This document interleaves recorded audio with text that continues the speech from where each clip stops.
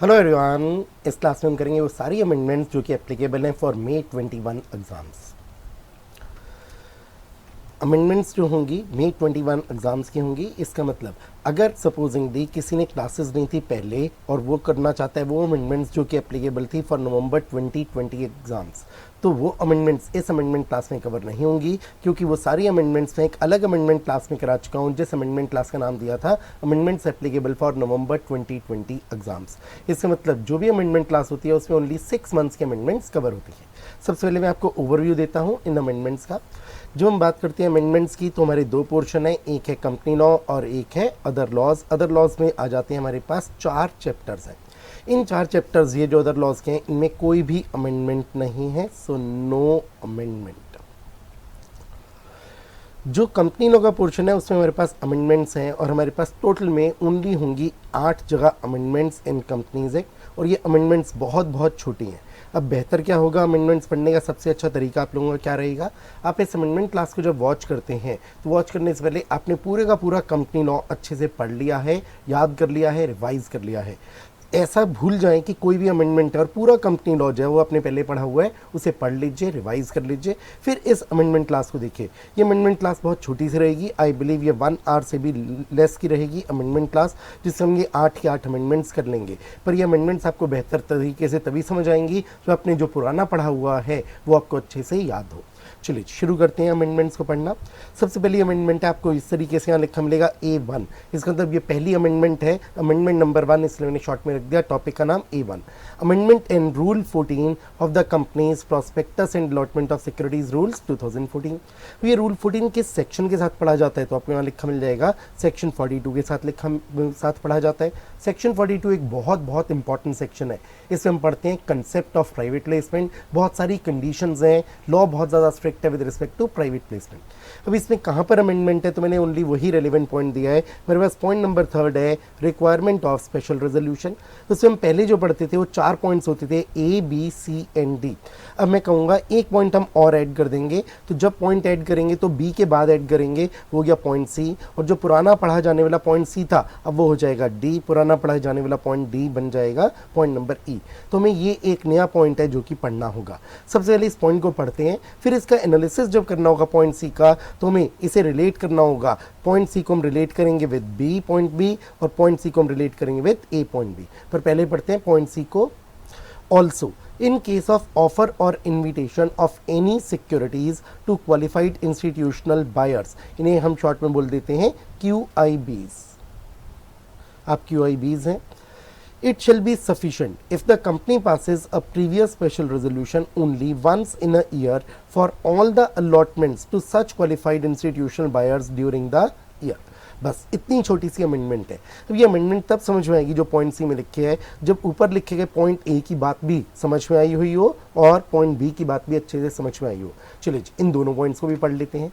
A company shall not make a private placement of its securities unless such proposal has been previously approved by the share holders of the company by special resolution for each of the offer और invitations. मैं इसके एक example लेता हूँ इस तरीके से। Supposedly कोई भी एक कंपनी है, मान लेते हैं the company is a limited, और ये सोचती है कि हम supposingly in the month of April, suppose April 2020 में हम लेकर आए एक प्राइवेट प्लेसमेंट। ये प्राइवेट प्लेसमेंट करती है, किस चीज़ का प्राइवेट प्लेसमेंट करती है, मान लेते हैं private placement of equity shares. ये इक्विटी शेयर्स का कर रही है प्राइवेट प्लेसमेंट। क्या इसे इसके लिए स्पेशल रेजोल्यूशन चाहिए होगा? पॉइंट ए पढ़ के हमें मालूम चलता है बिल्कुल इसे चाहिए होगा स्पेशल रेजोल्यूशन। सपोज आपको आगे बात फिर बताई गई, मान लेते हैं इसने क्या किया, सितंबर 2020 में भी फिर से एक प्राइवेट प्लेसमेंट किया। To keep the thing simple I take the same example, private placement of equity shares. क्या इसे फिर से SR चाहिए? हम कहेंगे बिल्कुल चाहिए। हमें कैसे मालूम चल रहा है? एक बहुत इंपॉर्टेंट वर्ड है ईच ऑफ द ऑफर्स और इन्विटेशन। इस ईच से मालूम चलता है आप जितनी बार भी प्राइवेट प्लेसमेंट करोगे, हर प्राइवेट प्लेसमेंट के लिए आपको एक सेपरेट SR चाहिए होगा। तो ईच से मालूम चल गया हमें, हम कह सकते हैं हमारे दिमाग में एक कीवर्ड बन जाना चाहिए, वो है सेपरेट स्पेशल रेजोल्यूशन। जितनी बार आप प्राइवेट प्लेसमेंट करोगे उतने स्पेशल रेजोल्यूशन पास करने होंगे। सपोज अब इसके बाद आप इन द मंथ ऑफ मार्च 2021 फिर से सपोज प्राइवेट प्लेसमेंट करना चाहते हो इक्विटी शेयर्स का, कि आपको एक और एसआर चाहिए होगा। बिल्कुल, आपने 3 बार प्राइवेट प्लेसमेंट किया 1, 2 एंड 3, तो आपको 3 बार एसआर पास करना होगा। हमारे पास कंसेप्ट बन गया इस पॉइंट नंबर ए में कि जब जब कंपनियां प्राइवेट प्लेसमेंट करोगे अपनी कोई भी सिक्योरिटीज का, तो इसलिए चाहिए होगा आपको separate special resolution for each offer of private placement. चलिए आ जाते हैं point number B. Point number B शुरू ही होता है वर्ड हाउएवर से। इससे हमें मालूम चल जाता है जो हमने पॉइंट ए में पढ़ा है हम उसकी एक्सेप्शन पढ़ने जा रहे हैं, क्योंकि हाउएवर का मतलब आया लेकिन, तो इसका मतलब ये हमें कुछ एक्सेप्शंस की बात बता रहा है। अब एक्सेप्शंस कितनी है, आगे हमारे पास 2 सब पॉइंट्स हैं, एक 1 एक 2, इसका मतलब 2 हो गई इसकी एक्सेप्शंस। एक्सेप्शंस को पढ़ते हैं, पॉइंट बी का पॉइंट नंबर 1 पढ़ेंगे। तो पॉइंट बी का पॉइंट 1 पढ़ने के लिए पॉइंट बी की पहली लाइन पूरी पढ़ेंगे, फिर पॉइंट 1 पढ़ेंगे। इसी तरीके से जब पॉइंट बी का पॉइंट 2 पढ़ेंगे तो पॉइंट बी वाली एक लाइन पूरी पढ़ेंगे और पॉइंट 2 पढ़ेंगे। चलिए पढ़ते हैं बी का 1। However, in case of offer or invitation for non-convertible debentures, ये बहुत इंपॉर्टेंट कीवर्ड्स हुए, it shall be sufficient if the company passes a previous special resolution only once in a year for all the offers or invitations for such debentures during the year. In case the proposed amount to be raised through such offer or invitation exceeds the limit specified under section 180 subsection number 1 clause number C, और वो limit क्या है वो हमें आगे लिखी मिल गई, 100% of the aggregate of its paid up share capital, free reserves and securities premium account। चलिए इस पॉइंट नंबर बी को देखते हैं। सपोजिंगली हमें एक ऐसी बात दी जाती है, ये कंपनी की पेड अप कैपिटल है, ये कंपनी के फ्री रिजर्व्स हैं, ये कंपनी का सिक्योरिटीज प्रीमियम अकाउंट है, हमें फिगर्स दी गई हैं। हमने इन 3 फिगर्स को टोटल किया और ये टोटल हमारे पास आ गया, मान लेते हैं हम लेते हैं ये आ गया अमाउंट ₹100 करोड़। तो हम कहेंगे ये जो अग्रीगेट आया of paid up capital, free reserves and securities premium account, इसे हमने एक नाम दे दिया, ये हो गई limit under section number 180 sub section number 1 clause number C. इसे हमने लिमिट लिख लिया। अब बात आई, हम चेक करते हैं कि क्या जो कंपनी प्राइवेट प्लेसमेंट करने जा रही है वो 100 करोड़ तक का कर रही है या 100 करोड़ से ज़्यादा का कर रही है। सपोजिंगली हमें मालूम चलता है जो कंपनी कर रही है प्राइवेट प्लेसमेंट वो कर रही है ऑफ ₹150 करोड़। अब मैंने कहा भाई जो लिमिट थी हमारी 181C की वो तो एक्सीड हो रही है। जब एक्सीड हो रही है तो लॉ यहाँ पर कहता है आपको एसआर चाहिए होगा, चाहे आप इशू कर रहे हो एनसीडीज। एनसीडीज क्या हुए, नॉन कन्वर्टिबल डिबेंचर्स। तो अब आपको कीवर्ड्स याद रखने हैं, आपने नॉन कन्वर्टिबल डिबेंचर्स इशू करने हैं। कौन से जो नॉन कन्वर्टिबल डिबेंचर्स इशू करने हैं वो कितने अमाउंट के करने हैं। आपने जो amount of non convertible debentures का प्राइवेट प्लेसमेंट करना है वो अमाउंट है exceeding the limit given under section 181C। अब लॉ मेकर्स कहते हैं भाई यहाँ भी आपको एसआर तो चाहिए होगा पर हम आपको एक रिलैक्सेशन दे रहे हैं, आप एसआर एक बार पास कर लो वंस इन ईयर। और अब क्या होगा, जो आपने एक बार एसआर पास किया है उससे आप ये नॉन कन्वर्टिबल डिबेंचर्स बार बार इशू कर सकते हैं। अब एक बात पे गौर करिएगा, जब तक हमने पॉइंट बी नहीं पढ़ा था, पॉइंट नंबर ए पढ़ा था, हमें मालूम चला था ईच वर्ड से कंक्लूजन निकला था सेपरेट एसआर चाहिए। तो अगर 3 प्राइवेट प्लेसमेंट्स करते थे तो 3 बार एसआर चाहिए था। जैसे मैंने एग्जांपल लिया था पॉइंट ए के लिए, आप इक्विटी शेयर्स का प्राइवेट प्लेसमेंट कर रहे हो 3 बार तो आपको 3 बार एसआर चाहिए। पर जब आप पॉइंट नंबर बी के पॉइंट नंबर 1 को यूज करते हो तो पॉइंट नंबर बी के 1 में आपने क्या देखा, कौन सी सिक्योरिटी इशू हो रही है, वो सिक्योरिटी इशू हो रही है NCDs, non convertible debentures. Non convertible debentures के लिए आपको एसआर तो अभी भी पास करना होगा। पॉइंट ए में भी एसआर पास करना था और पॉइंट बी के पॉइंट 1 में भी एसआर पास करना है। पर पॉइंट बी के पॉइंट 1 ने आपको एक फायदा क्या दिया, फायदा ये दिया आपको बार बार एसआर पास नहीं करना। अगर आप एनसीडीज इशू करते हो सपोज एक ही ईयर में 3 बार, तो आपको 3 बार एसआर पास नहीं करना। नॉन कन्वर्टिबल डिबेंचर्स के लिए केवल एक एसआर पास कर लो, 1 साल के लिए सफिशिएंट होगा। कीवर्ड्स हमारे क्या बने पॉइंट बी के पॉइंट 1 में, नॉन कन्वर्टिबल डिबेंचर्स का हो रहा है प्राइवेट प्लेसमेंट। ये प्राइवेट प्लेसमेंट कर रहे हो आप तो चाहिए तो होगा आपको एसआर, कोई शक की बात नहीं, पर चाहिए होगा only once in a year. जितनी मर्जी बार आप एनसीडीज इशू करो। बस यहां पर मैंने सिचुएशन क्या ली है, जब लिमिट एक्सीड हो रही है 181C वाली, और वो लिमिट क्या है 100% of aggregate of paid up share capital, free reserves and securities premium account. अब मैं एक काम करता हूं, पॉइंट बी का मुझे आपको पॉइंट 2 पढ़ाना है, लेकिन उससे पहले मैं इसी एग्जांपल में एक चेंज करता हूं। सपोजिंगली ये हमारे पास लिमिट आ रही थी अंडर सेक्शन 181C लिमिट थी 100 करोड़, और जो आप प्राइवेट प्लेसमेंट कर रहे हो एनसीडीज का वो नहीं कर रहे हो 100 करोड़, वो आप कर रहे हो सपोजिंगली ₹80 करोड़। लॉ कहता है अब हम आपके लिए और ज्यादा रिलैक्स हो जाते हैं। लॉ और ज्यादा रिलैक्स हो गया, कैसे, आप जो एनसीडीज इशू कर रहे हो वो कितनी इशू कर रहे हो, तो एक्सीडिंग द लिमिट नहीं कर रहे हो, लिमिट को आप एक्सीड नहीं कर रहे हो, तुमने कहा अब आपको एसआर की भी आवश्यकता नहीं होगी, एसआर की भी आवश्यकता नहीं है, आपको आवश्यकता किस चीज़ की है, अब आपको आवश्यकता है ओनली बोर्ड रेजोल्यूशन की, केवल बोर्ड रेजोल्यूशन से काम चलेगा। अब ध्यान रखेंगे खाली बोर्ड रेजोल्यूशन से काम चल जाता है, एक बार भी एसआर पास करने की जरूरत नहीं पड़ती। कब, जो आप इशू क्या कर रहे हो, एनसीडीज, इस पॉइंट को 1 रखते हैं, और अगली बात जो आपकी लिमिट है वो लिमिट एक्सीड नहीं हुई है, तब आपका बोर्ड रेजोल्यूशन से काम चल जाता है। इसे पढ़ेंगे हम पॉइंट नंबर बी के पॉइंट नंबर 2 में। चलिए अब बी का 2 पढ़ते हैं। बी का 2 कैसे पढ़ेंगे, इसे एक लाइन को पढ़ेंगे। However in case of offer और invitation for non convertible debentures it shall be sufficient if point number 2 the company passes a resolution in a board meeting in case the proposed amount to be raised through private placement does not exceed the limit specified under section 181C। चलिए conclusion पूरे के पूरे point number B में आपको 2 तरीके के benefits मिले हैं, आप कह सकते हैं एक्सेप्शंस हैं ये 2 जो पॉइंट बी में दी गई हैं। पॉइंट बी के 1 में दी गई एक एक्सेप्शन हो गई, पॉइंट बी में दी गई ये 2 दूसरी एक्सेप्शन हो गई। किसकी एक्सेप्शन, पॉइंट ए की एक्सेप्शन। पॉइंट ए में क्या मेन बात थी, एसआर पास चाहिए, एसआर पास करना होता था for each of the private placements, तो पॉइंट बी के पॉइंट 1 में हमें एक्सेप्शन मिली, या इसी को आप कह सकते हो बेनिफिट्स मिले। तो ये 1 वाला भी बेनिफिट है और हम कह सकते हैं ये 2 वाला भी बेनिफिट है। बेनिफिट क्या है, अगर तो लिमिट एक्सीड हो रही है 181C की, तो हम कहेंगे आप एनसीडीज इशू कर रहे हो 2 या 2 बार से ज्यादा, तो भी एसआर केवल 1 चाहिए, 1 साल तक ही एक बेनिफिट हुआ। और पॉइंट 2 में तो बेनिफिट बहुत ज्यादा हुआ, एसआर पास करने की आवश्यकता ही नहीं रही, केवल बोर्ड रेजोल्यूशन से काम चल गया।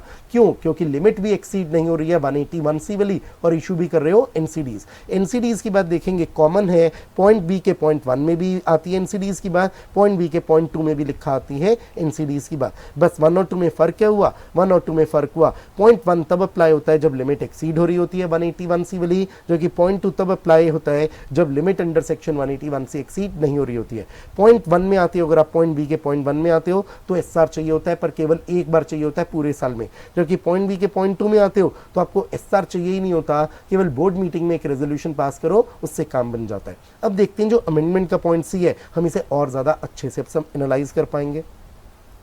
Also in case of offer और इन्विटेशन ऑफ एनी सिक्योरिटीज। अब इन वर्ड्स पे गौर करिएगा, पहले शायद ये वर्ड्स इतने इंपॉर्टेंट नहीं लगे होंगे, अब आपको बहुत इंपॉर्टेंट लगेंगे। एनी सिक्योरिटीज का मतलब क्या हुआ, हम कहेंगे चाहे कोई भी सिक्योरिटी क्यों ना हो, ये बात ओनली एनसीडीज के लिए नहीं है, चाहे डिबेंचर्स और नॉन कन्वर्टेबल डिबेंचर्स, चाहे वो कन्वर्टेबल डिबेंचर्स, चाहे वो इक्विटी शेयर्स, चाहे वो प्रेफरेंस शेयर्स, इसका मतलब एनी सिक्योरिटी का मतलब irrespective of the nature of security, shares तो कौन से शेयर्स, डिबेंचर्स तो कौन से शेयर्स, इस बात को ध्यान रखिएगा, ये बहुत इंपॉर्टेंट बात हुई। तो एनी सिक्योरिटीज यहां पर, जिससे आपके दिमाग अच्छे से इसे एनालाइज करे, मैं लिख देता हूं वेदर एनसीडीज, चाहे एनसीडीज की बात हो या हो अदरवाइज, हमें फर्क नहीं पड़ता। तो आगे बढ़ते हैं, बस किसको इशू किए जा रहे हैं, तो यहां पर आपको उन इन्वेस्टर्स पर ध्यान देना है जिन्हें इशू किए जा रहे हैं। जिन इन्वेस्टर्स को इशू किए जा रहे हैं, अगर वो सारे QIBs हैं, तो आपको लॉ एक फायदा दे रहा है। वो क्या कह रहा है, हम कहते हैं सफिशिएंट होगा कंपनी आप एक एसआर पास करो, और वो भी केवल 1 साल में एक बार पास कर लो, for all the allotments to such QIBs। इसका मतलब जितनी मर्जी बार प्राइवेट प्लेसमेंट करो। मैं अब इसका एग्जाम्पल कैसे लेता हूँ, मान लेते हैं मैंने एग्जाम्पल ये लिया, कंपनी ने अप्रैल 2020 में सपोज प्राइवेट प्लेसमेंट किया, और प्राइवेट प्लेसमेंट किस चीज़ का किया, प्राइवेट प्लेसमेंट किया ऑफ इक्विटी शेयर्स। चलो आगे मैंने 2 लिखकर अभी छोड़ दिया, मैंने ये बात नहीं लिखी। फिर सपोज मैंने ऐसे एग्जाम्पल में एक बात और ली, मान लेते हैं कंपनी ने सितंबर 2020 में भी कहा हम प्राइवेट प्लेसमेंट ही करेंगे, इक्विटी शेयर्स का ही करेंगे, और किसे करेंगे ये भी मैंने आपको नहीं बताया। सपोज आप पॉइंट नंबर ए को देखते हैं, तो आपको ए को देख के मालूम चल जाता है जितनी बार भी करोगे प्राइवेट प्लेसमेंट उतनी बार एसआर चाहिए होगा। तो पॉइंट नंबर ए को देख के लगता है भाई कि इस अप्रैल वाले के लिए भी हमें चाहिए होगा एसआर, और इसे मैं बोल देता हूं सेपरेट एसआर, और सितंबर वाले प्राइवेट प्लेसमेंट के लिए भी आपको चाहिए होगा एक सेपरेट एसआर। ये पॉइंट नंबर ए को पढ़ के मालूम चलता है। पॉइंट नंबर बी देखें तो मेरे इस एग्जांपल में फिट नहीं होगा। क्यों? पॉइंट नंबर बी केवल तभी फिट यूज हो पाता है जब नॉन कन्वर्टेबल डिबेंचर्स हो, पर मेरे एग्जांपल में इक्विटी शेयर्स इशू किए जा रहे थे अप्रैल 2020 में भी, और इक्विटी शेयर्स ही प्राइवेट प्लेसमेंट द्वारा इशू किए जा रहे थे सितंबर 2020 में, तो पॉइंट बी का बेनिफिट नहीं मिलेगा, बी का बेनिफिट नहीं मिलेगा, और ए पॉइंट के हिसाब से सेपरेट एसआर चाहिए होंगे 2। पर अब एक बात देखिएगा, सपोज मैं कहता हूं ये जो इशू किया जा रहा है वो इशू किससे किया जा रहा है? प्राइवेट प्लेसमेंट के जरिए क्यूआईबीज को, और ये भी इशू किया जा रहा है क्यूआईबीज को। जब क्यूआईबीज को इशू किया जा रहा है तो क्या अब पॉइंट नंबर सी का बेनिफिट मिल जाएगा? मैं कहूंगा बिल्कुल, हमें पॉइंट सी का बेनिफिट मिल जाएगा। और जैसे ही पॉइंट सी का बेनिफिट मिलेगा, क्या हमें सेपरेट एसआर की जरूरत होगी? मैं लिख दूंगा नो, सेपरेट एसआर की जरूरत नहीं होगी। सेपरेट एसआर की जरूरत नहीं होगी तो इसका मतलब कितने एसआर की जरूरत होगी? मैं कहूंगा ओनली 1 एसआर। आपको केवल एक बार एसआर पास करना है, तो 1 एसआर इन अ ईयर, एक साल में आपको केवल एक एसआर पास करने की आवश्यकता हुई। चाहे यहां पर जो सिक्योरिटी इशू की जा रही है वो क्या है? वो है equity shares.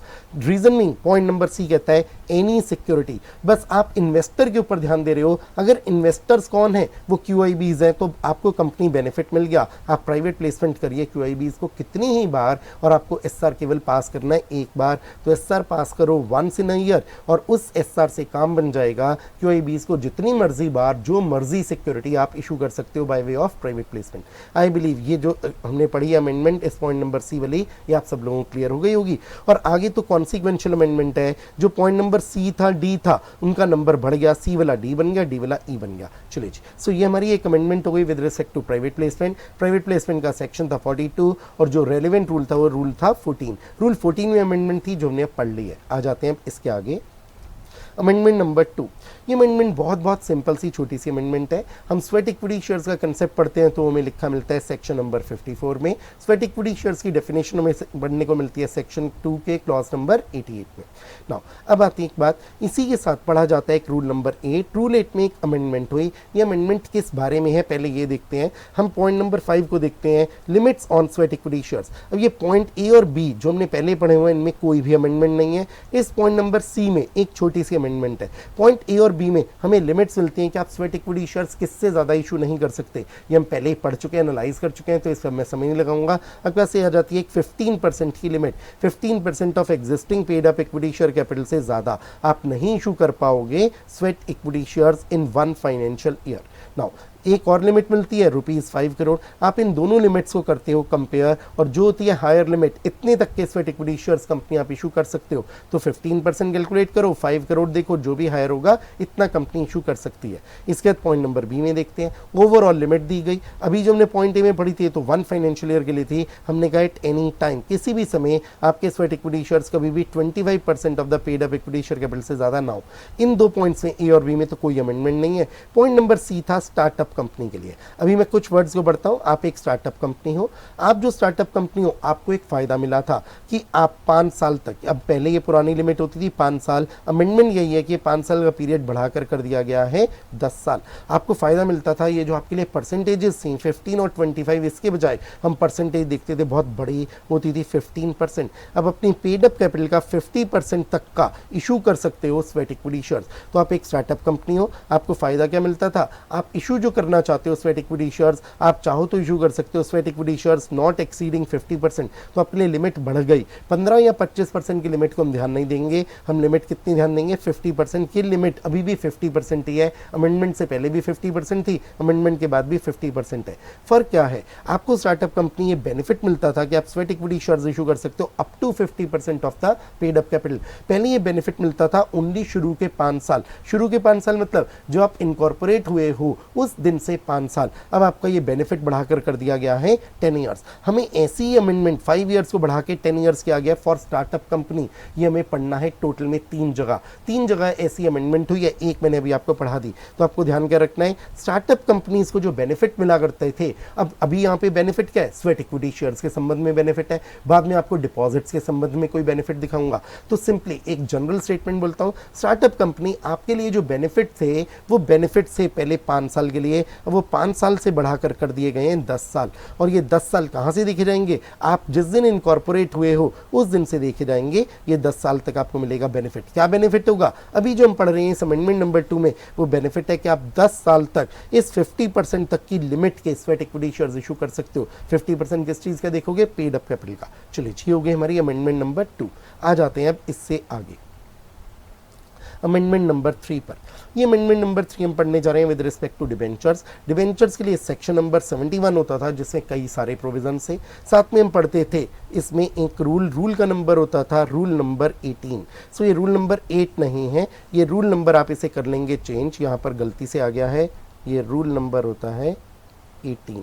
So rule number 18 में हम पढ़ते थे डिबेंचर्स को लेकर कई सारे प्रोविजंस। चलिए, सो आ जाते हैं रूल नंबर 18 में जो जो चीज़ें पहले लिखी हुई थी। अगर हम देखें, पॉइंट नंबर 2 था जिसमें कि अमेंडमेंट है कि आपको इन्वेस्टमेंट करनी होती थी, डिपॉजिट करना होता था 15% of the amount of debentures को कुछ सेफ जगह। सेफ जगह क्या होती थी? ये 4 जगह, ये पहले की जगह बिल्कुल सेम है।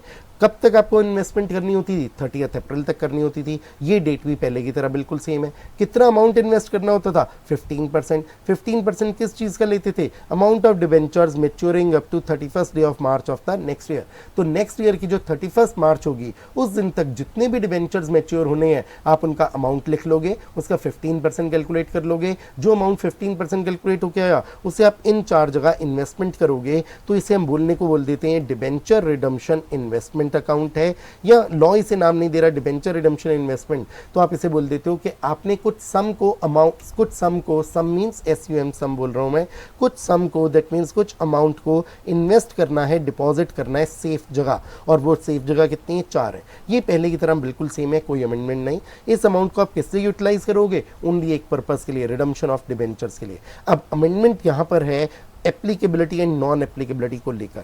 चलिए पढ़ते हैं इसे। The provisions relating to investment oblique deposit of sum, sum means जो अमाउंट है आपका 15% वाला, shall apply only in case of, किन तरह की कंपनीज के लिए ये डिबेंचर रिडम्पशन इन्वेस्टमेंट की बात होगी? तो मैं बोला गया पॉइंट नंबर ए में, issue of debentures by an unlisted company. आप अनलिस्टेड कंपनी हो तो आपकी सिक्योरिटीज किसी भी स्टॉक एक्सचेंज पर लिस्टेड नहीं है। फिर यहाँ आगे ब्रैकेट में कुछ वर्ड्स हैं जो इंपॉर्टेंट है, अभी उन्हें बाद में पढ़ाऊंगा आपको। Point B, public issue of debentures by a listed company. तो लिस्टेड कंपनी पर भी एप्लीकेबल होगी डिबेंचर रिडम्पशन इन्वेस्टमेंट की बात, अनलिस्टेड पर भी होगी। अब अगर आप देखेंगे लिस्टेड कंपनी के लिए हमने लिखा, अगर आप पब्लिक इशू लेकर आ रहे हो तभी आपके लिए लिस्टेड कंपनी एप्लीकेबल होगी डिबेंचर रिडम्पशन इन्वेस्टमेंट की बात। ये वर्ड्स बहुत बहुत इंपॉर्टेंट हुए। अब सपोजिंगली आपको एग्जाम में एक ऐसा क्वेश्चन आता है, क्वेश्चन बहुत सिंपल सा बनाया, एग्जामिनर ने बस कंफ्यूज करने के लिए लिख दिया कुछ वर्ड्स को।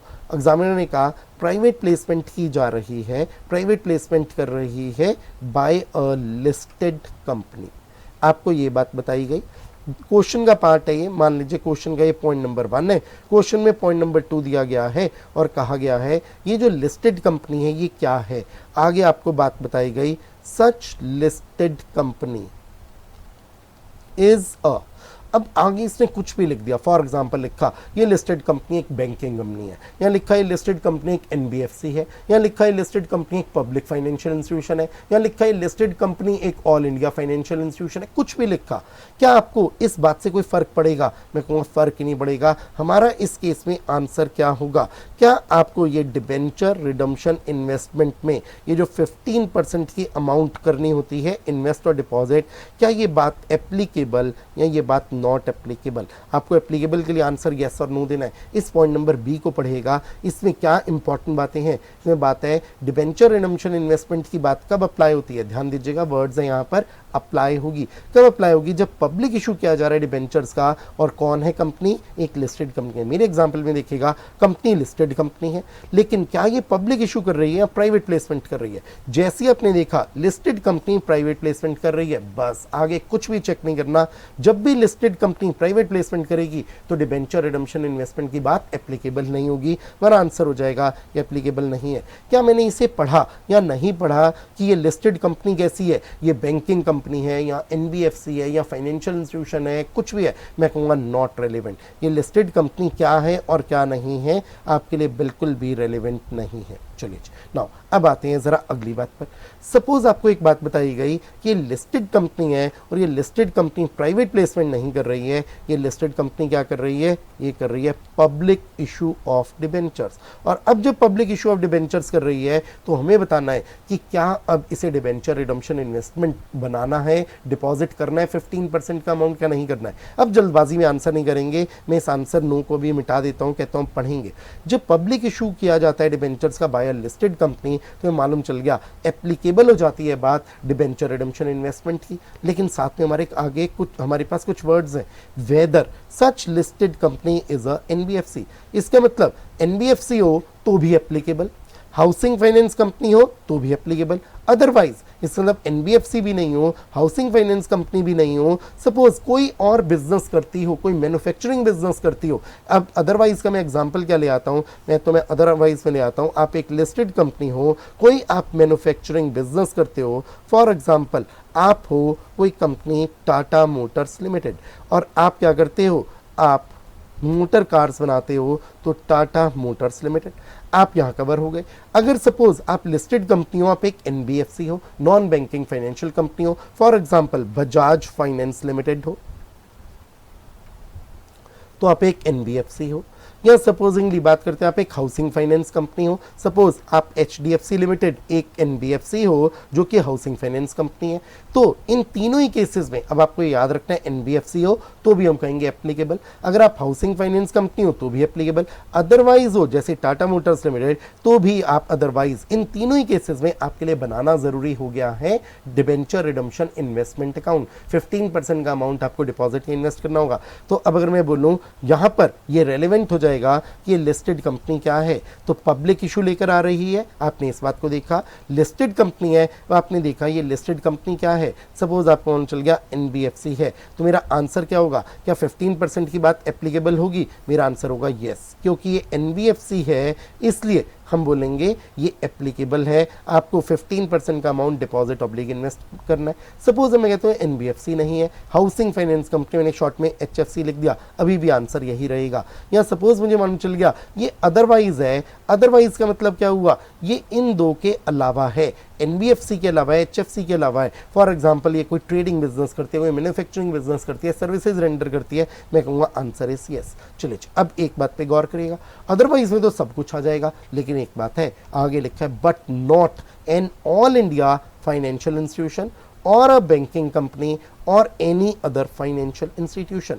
अब मैं कहता हूं भाई क्वेश्चन मैं इस तरीके से रखता हूं, सपोजिंगली आपको ये बात बताई जाती है कि ये जो लिस्टेड कंपनी है ये क्या है, ये एक ऑल इंडिया फाइनेंशियल इंस्टीट्यूशन है, AIFI है। अब मेरा आंसर ये यस रहेगा या ये नो हो जाएगा। अब मैं कहूँगा भाई आपको फ़ायदे दे दिए गए, अगर आप ऑल इंडिया फाइनेंशियल इंस्टीट्यूशन हो तो आपको ये झंझट नहीं करना कि 15% के अमाउंट को डिपॉजिट करना है, AIFIs के लिए हमने आपको एग्जेम्पशन दे दी। अगर आप एक बैंकिंग कंपनी हो, सपोजिंगली आप हो ICICI बैंक लिमिटेड, अब बैंकिंग कंपनी हो तो भी हमने आपको बेनिफिट दे दिया, हमने कहा आपके लिए भी नहीं एप्लीकेबल है ये इन्वेस्टमेंट करने की बात। सपोजिंगली आप एनी अदर फाइनेंशियल इंस्टीट्यूशन हो, जिसे हम बोल देते हैं आप एक पब्लिक फाइनेंशियल इंस्टीट्यूशन हो, तो भी आपके लिए ज़रूरत नहीं है। तो कितने लोगों के लिए ज़रूरत नहीं है ये 15% के अमाउंट को डिपॉजिट करने की, इन्वेस्ट करने की? 3 लोगों के लिए। यहाँ मैं नंबरिंग कर देता हूँ रोमन वाली, इन 1 AIFI के लिए ज़रूरी नहीं है, बैंकिंग कंपनी 2 के लिए नहीं है, और any other financial institution that means public financial institutions के लिए नहीं है।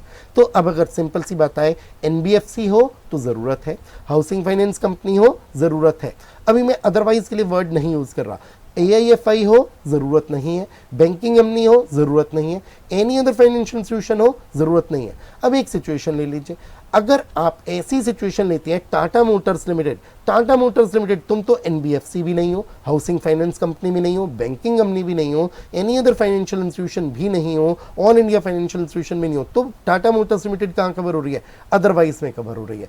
तो आप इसे कह सकते हो रेजिडुअरी कैटेगरी। अगर आप रेजिडुअरी कैटेगरी में कवर हो गए, इसका मतलब इस 1 में कवर नहीं हुए, इस 2 में कवर नहीं हुए, रोमन वाले 1 2 3 में कवर नहीं हुए, तो आप अदरवाइज में कवर हो गए। और जब अदरवाइज में कवर हुए तो क्या 15% का अमाउंट डिपॉजिट के इन्वेस्ट करना होगा? बिल्कुल करना होगा। अभी हमने किसकी बात की है? लिस्टेड कंपनीज की बात की है। अब आते हैं अनलिस्टेड कंपनीज पर। अनलिस्टेड कंपनीज में आप देखेंगे आपको यहाँ वर्ड इशू लिखा मिल रहा है। रीजन मीन मैं ये नहीं कह सकता भाई कि अनलिस्टेड कंपनी पब्लिक इशू करेगी, बिल्कुल नहीं। ये अनलिस्टेड कंपनी है तो ये पब्लिक इशू करेगी ही नहीं, क्योंकि अगर पब्लिक इशू ऑफ डिबेंचर्स करेगी तो बन जाएगी ये लिस्टेड कंपनी। तो इसका मतलब यहाँ इशू का मतलब क्या होगा? इशू का मतलब होगा ये प्राइवेट प्लेसमेंट ही कर रही होगी। तो जब आप अनलिस्टेड कंपनी प्राइवेट प्लेसमेंट करते हो तो क्या आपके ऊपर 15% का अमाउंट डिपॉजिट के इन्वेस्ट करने की बात एप्लीकेबल होती है? बिल्कुल होती है, अप्लाई होती है जब भी आप कर रहे हो अनलिस्टेड कंपनी डिबेंचर्स का इशू। और ये इशू कैसा होगा? ऑब्वियस सी बात है, प्राइवेट प्लेसमेंट होगा। बस यहां पर भी हमने कुछ बेनिफिट्स दिए हैं, ये इजी है याद करना। अदर देन, अब अदर देन के बाद आप देखोगे पॉइंट नंबर 1 AIFI बिल्कुल सेम आ गया, बैंकिंग कंपनी सेम आ गया, अदर फाइनेंशियल इंस्टीट्यूशंस इनका भी रेफरेंस आया था। अभी आगे पढ़े पॉइंट बी में NBFCs के लिए भी नहीं रहा और हाउसिंग फाइनेंस कंपनीज के लिए भी नहीं रहा। इसका मतलब हमने क्या किया? अनलिस्टेड कंपनी हो तो आपको बहुत बड़े फायदे दे दिए। हमने कहा अनलिस्टेड कंपनी हो तो क्या होगा? आपको पहली बात तो 15% का अमाउंट डिपॉजिट करना है। पर अगर आप कैसी अनलिस्टेड कंपनी हो, आप ऐसी अनलिस्टेड कंपनी हो जो AIFI हो या बैंकिंग कंपनी हो या फाइनेंशियल इंस्टीट्यूशन हो कोई दूसरा, दैट मीन्स PFI हो या NBFC हो या हाउसिंग फाइनेंस कंपनी हो, तो आपको आवश्यकता नहीं है 15% का अमाउंट डिपॉजिट का इन्वेस्ट करने की। इसमें कोई लॉजिक नहीं है। लॉजिक होता तो मैं आपको देता, ये तो याद करने की बात है, आपको क्रैम ही करना पड़ेगा। सिंपली अनलिस्टेड कंपनीज में हम बोलेंगे आपको जब भी प्राइवेट प्लेसमेंट ऑफ डिबेंचर्स करना है तो आपको 15% का अमाउंट डिपॉजिट का इन्वेस्ट करना है। बस 5 ऐसी कंपनीज हो गई खास तरीके की अनलिस्टेड कंपनीज जो प्राइवेट प्लेसमेंट ऑफ डिबेंचर्स करेंगी भी तो भी उन्हें 15% का अमाउंट डिपॉजिट या इन्वेस्ट नहीं करना। वो 5 स्पेशल कैटेगरीज कौन सी हैं जो यहां पर लिखी हुई हैं, जिन्हें मैंने नंबरिंग कर दी 1 2 3 4 एंड 5।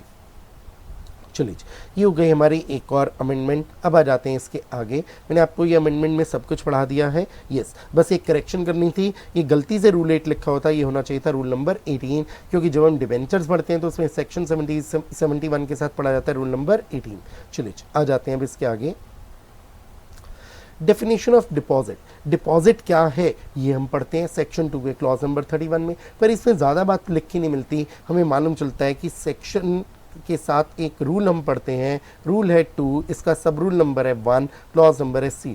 रूल 21C में बहुत सारी ऐसी चीज़ें दी गई हैं जो कंपनी ने उधार भी लिया है पैसा, लेकिन उसे डिपॉजिट नहीं माना जाएगा। तो what is not a deposit ये हमें पता चल जाता है जब हम पढ़ते हैं ये रूल 21C। अब इस रूल 21C में आपके पास एक पॉइंट है, पॉइंट नंबर 19, जिसमें amount received by a startup company. ध्यान करिएगा, अभी मैंने स्टार्टअप कंपनी की एक बात डिस्कस की थी। स्टार्टअप कंपनीज के लिए हमने पहले जो भी बेनिफिट दिए थे वो दिए थे 5 साल के लिए, कि आपको 5 साल के लिए बेनिफिट मिलता है, लेकिन हमने बाद में इस 5 साल के पीरियड को बढ़ा के कर दिया 10 साल। तो जो आपने पहले पढ़ी थी बात की डिपॉजिट नहीं माना जाएगा, वो पहले पढ़ा होता 5 साल तक के लिए डिपॉजिट नहीं माना जाएगा, अब आप उसे कहोगे 10 साल के लिए डिपॉजिट नहीं माना जाएगा। 10 साल हम कहाँ से देखेंगे? देखेंगे 10 साल from the date of issue. अब यहाँ पर इशू की बात क्यों देखेंगे? रीजन मीन लॉजिक बनता है, एक बार पूरा पढ़ के देखेंगे, लॉजिक आपको क्लियर हो जाएगा। एन अमाउंट ऑफ ₹25 lakhs और more received by a startup company by way of a convertible note, convertible into equity shares or repayable within a period not exceeding 5 years, oblique ना करो, 5 years को cut करके कर दिया हमने 10 years from the date of issue in a single tranche from a person। आगे में startup company बताया गया है और बताया गया कन्वर्टेबल नोट क्या है। सिंपली अगर मैं एक ऐसी बात लेता हूँ, आप एक स्टार्टअप कंपनी है, आपने क्या किया? कन्वर्टेबल नोट किसी को इशू कर दिया, कोई XYZ कुछ लोगों को इशू कर दिया आपने convertible note. Convertible note issue करके आपको क्या मिला है? तो आपको मिला है कन्वर्टेबल नोट इशू करके आज कुछ पैसा, और अब कुछ समय के बाद ये कन्वर्टेबल नोट कन्वर्ट हो जाएगा इनटू इक्विटी शेयर्स। ये एग्जांपल ले लेते हैं हम। आपने कन्वर्टेबल नोट इशू किया, आपको मिल गई मनी, और बाद में कन्वर्टेबल नोट कुछ समय के बाद हो जाएगा कन्वर्ट इनटू इक्विटी शेयर्स। अब ये जो फायदा आपको मिलता था कि आप कन्वर्टेबल नोट इशू करके पैसा उधार ले रहे हो और बाद में कन्वर्ट हुआ इनटू इक्विटी शेयर्स, इस उधार को हम डिपॉजिट नहीं माना करते थे। बस डिपॉजिट कब नहीं माना करते थे, कंडीशंस पूरी होनी चाहिए थी। एक कंडीशन थी जो आप पैसा ले रहे हो कम से कम ले रहे हो 25 लाख रुपीस, या तो रुपीस 25 लाख या इससे भी ज्यादा।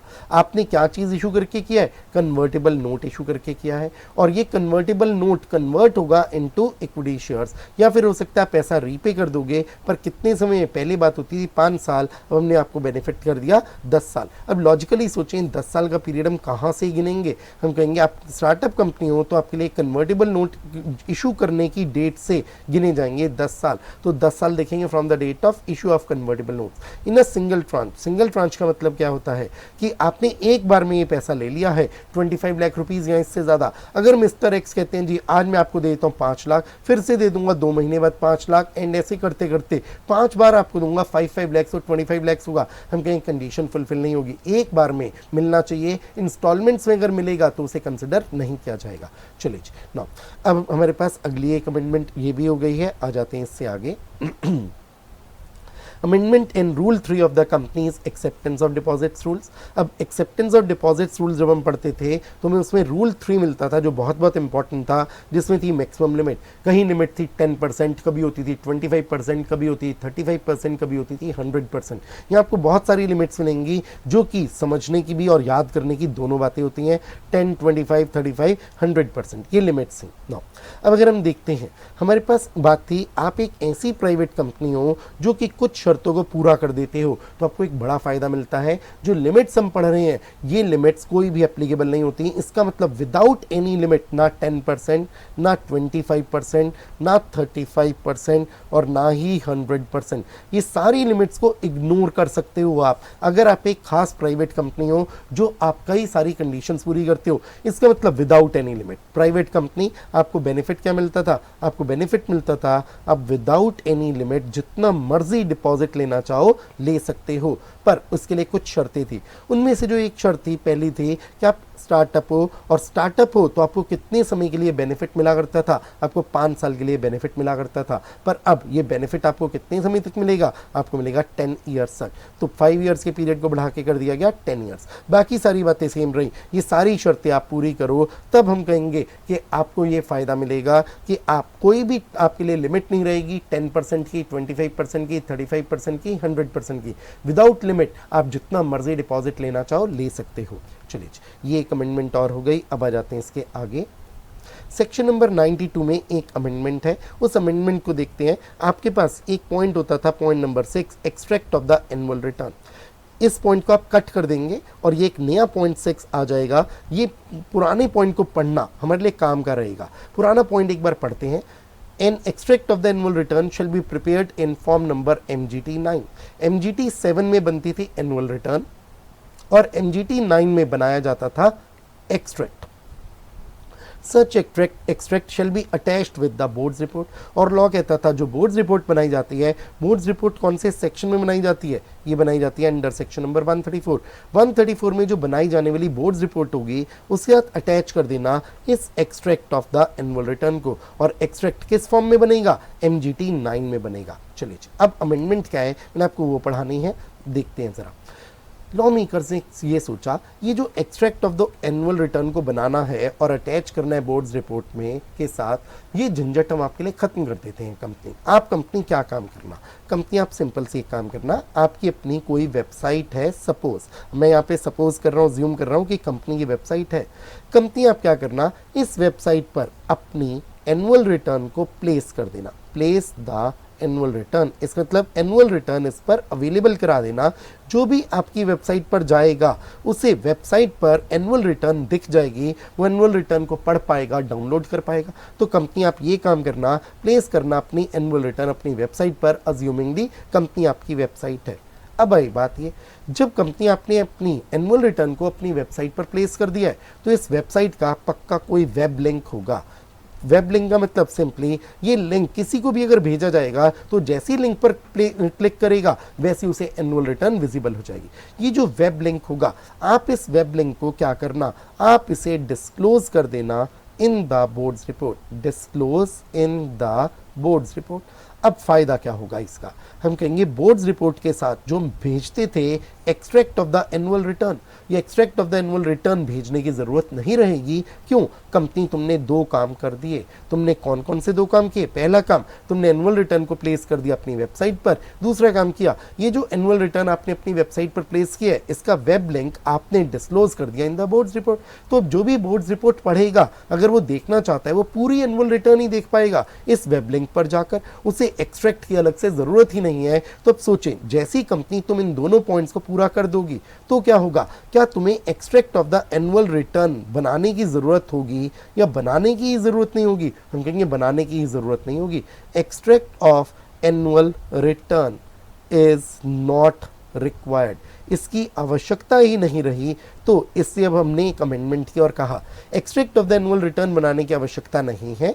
कब नहीं है? अगर कंपनी ने अपनी वेबसाइट पर प्लेस कर दिया एनुअल रिटर्न को, और जो एनुअल रिटर्न प्लेस किया वेबसाइट पर उसका वेब लिंक भेज दिया, डिस्क्लोज कर दिया इन द बोर्ड्स रिपोर्ट। बड़ी सिंपल सी बात। चलिए नाउ अब देखते हैं, इसी पॉइंट को यहां पढ़ते हैं। Point number A, every company shall place a copy of the annual return on the website of the company if any, and the web link of such annual return shall be disclosed in the board's report। जो यहाँ point A में लिखा हुआ है मैंने आपको बता दिया स्टेप्स में, दो स्टेप से बता दिया कि एनुअल रिटर्न को प्लेस कर दो वेबसाइट पर और उसका वेब लिंक डिस्क्लोज कर दो इन द बोर्ड्स रिपोर्ट। बस अब एक बात को सोचिएगा, वेबसाइट ऑफ द कंपनी के बाद वर्ड्स हैं इफ एनी। अब एक सिचुएशन लीजिएगा, सपोजिंगली एक कंपनी कहती है जी हम वेबसाइट पे प्लेस ही नहीं कर पा रहे अपनी एनुअल रिटर्न। क्यों? क्योंकि हमारी तो वेबसाइट ही नहीं है, और वेबसाइट ना होना कोई गुनाह नहीं है, या ये नहीं हम कहेंगे कि वेबसाइट होना कंपलसरी है। नहीं भाई, बिल्कुल मुमकिन है। वेबसाइट अगर नहीं है, इन वर्ड से ही मालूम चल जाता है वेबसाइट होना कंपलसरी नहीं है। अगर वेबसाइट नहीं है तो कंपनी तुम प्लेस ही नहीं कर पाओगी। जब प्लेस ही नहीं कर पाओगी तो वेब लिंक ही नहीं होगा, और जब कोई वेब लिंक ही नहीं होगा तो इसे डिस्क्लोज नहीं कर पाओगे बोर्ड्स रिपोर्ट में। अब क्या होगा भाई? अब हम एक चीज कहेंगे भाई, जब ये दो बातें टिक नहीं हो पा रही, जब ये दो बातें टिक हो जाती हैं तो हम कहते हैं extract of the annual return की आवश्यकता नहीं है। लेकिन क्योंकि अब ये दो बातें टिक नहीं हो पा रही, इससे extract of the annual return की जरूरत है। अब बनाओ extract of the annual return. इससे आगे पॉइंट नंबर बी पढ़ लेते हैं। Every company shall attach with the board's report an extract of the annual return. Extract of the annual return किस फॉर्म में बनेगा? पहले भी मैंने आपको MGT 9 ही पढ़ाया था, अभी भी MGT 9 है। इसका मतलब अब हमें क्या कहा गया, बोर्ड्स रिपोर्ट के साथ अटैच करो extract of the annual return. ये बात तो पहले जैसी हो गई। अगर आप देखेंगे अमेंडमेंट से पहले भी ये पॉइंट ए और बी का इफेक्ट यही था कि extract of the annual return बनाओ MGT 9 फॉर्म में और इसे बोर्ड्स रिपोर्ट के साथ अटैच करो। सेम लैंग्वेज अभी लिखी मिली, पर अब यहाँ पर एक इंपॉर्टेंट बात है, यहाँ वर्ड्स हैं however. A company shall not be required to attach the extract of the annual return with the board's report in case यदि the web link of such annual return has been disclosed in the board's report। इसका मतलब क्या हुआ? Point B के जो however वाले words हैं इन्होंने मैं क्लियर कर दिया कि ये जो अटैच करने की बात है कि एनुअल रिटर्न का एक्सट्रैक्ट आप अटैच करो विद द बोर्ड्स रिपोर्ट, ये तभी आपको अटैच करना होगा जब आप वेबसाइट नहीं है आपकी, आप वेबसाइट पर एनुअल रिटर्न को प्लेस नहीं कर पाए और वेब लिंक डिस्क्लोज नहीं कर पाए इन द बोर्ड्स रिपोर्ट। तो मैं इसे ऐसे कह देता हूं, कहने का तरीका थोड़ा बदलता हूं। Extract of annual return shall be, आपको extract of the annual return बनाना होगा, shall be prepared in MGT 9 and such extract, ये और ये जो आपने प्रिपेयर किया एक्सट्रैक्ट, आप such extract shall be attached with board's report. मैंने ये बात लिख दी। अब इसे मैं क्या कहूंगा, ये बात कब होगी? ये बात होगी in case there is no website of the company. अगर कंपनी की कोई वेबसाइट नहीं है तब कंपनी तुम्हारे लिए मुमकिन ही नहीं है कि तुम वेबसाइट पर एनुअल रिटर्न को प्लेस करो और उसका वेब लिंक डिस्क्लोज करो। तो ये बात तब आ जाएगी, और ये बातें कब आएंगी? जब कंपनी की वेबसाइट है। ये बात तब आएगी in case company has a website, company की वेबसाइट है।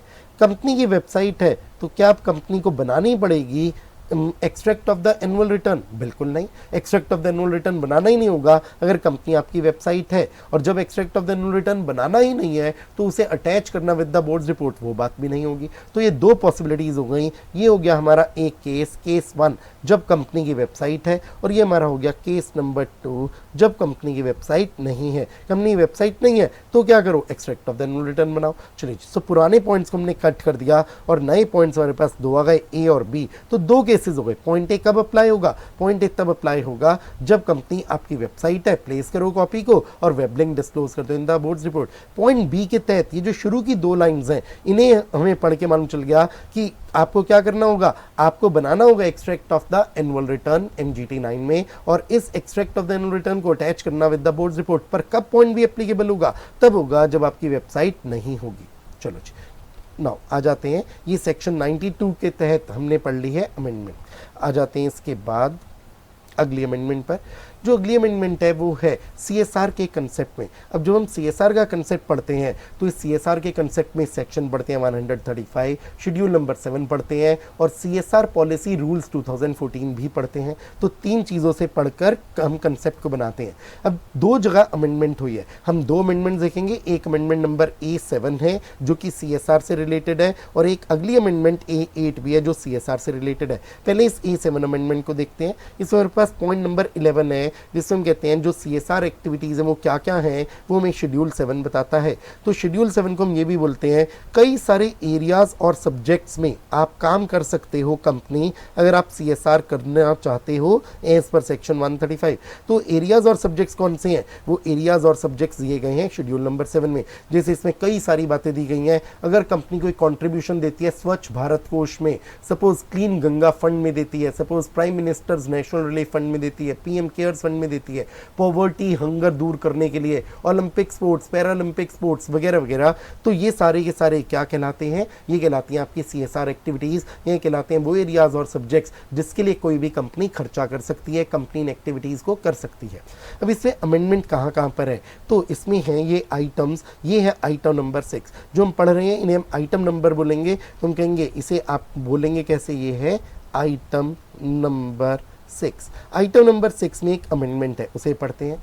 Measures for the benefit of armed forces veterans. Veterans को आप सिंपल शब्दों में बोल सकते हो, जो भी सोल्जर्स हैं हमारे, इसे सिंपल शब्दों में बोल देता हूं मैं, तो सोल्जर्स। तो जो भी हमारे सोल्जर्स हैं, आर्म्ड फोर्सेस। अब आर्म्ड फोर्सेस में हम किसे कवर कर लेंगे, तो हम कवर कर लेंगे मिलिट्री को, एयरफोर्स को, नेवी को।